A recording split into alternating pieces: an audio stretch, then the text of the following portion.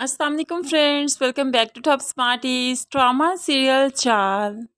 आज रुबाब जब डॉक्टर से वापस आ रही थी तो रास्ते में उसने सिकंदर के साथ सबा को देखा, जिसकी वजह से वो काफ़ी टूट जाती है क्योंकि रुबाब अब सिकंदर को चाहने लगी है।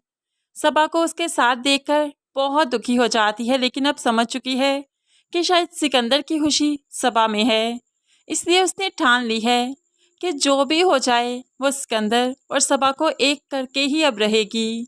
इसीलिए तो वो सिकंदर के पास वापस जाना ही नहीं चाहती। इस तरह से अब वो अपनी मोहब्बत का हक अदा करना चाहती है, जो कि सिकंदर से वो कर बैठी है।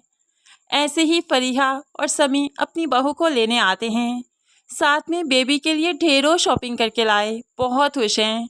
लेकिन यहाँ से अब रुबाब ने जाने से इनकार कर दिया तो सभी काफ़ी शॉक्ड हो गए। क्या कह रही हो रुबाब तुम?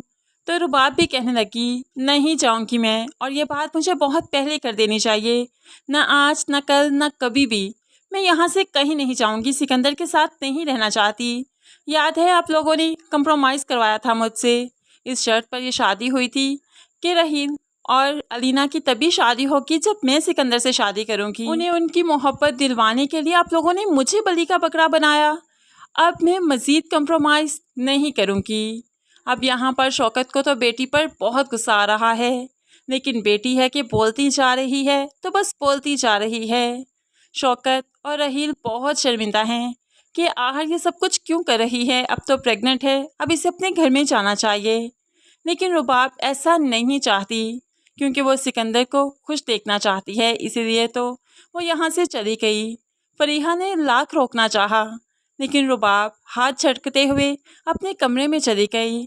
कमरे में जाकर बहुत रोती है क्योंकि वो ये फैसला करना नहीं चाहती जो उसे अब करना पड़ रहा है। समी गुस्से से अपनी बेगम को लेकर घर वापस आ जाता है, लेकिन शाइस्ता बेगम आज भी उनके खिलाफ बात करती है। शौकत से कहने लगी, मुझे तो लगता है उन्होंने रुबाब को एक्सेप्ट किया ही नहीं, वरना सिकंदर क्या कर नहीं सकता था।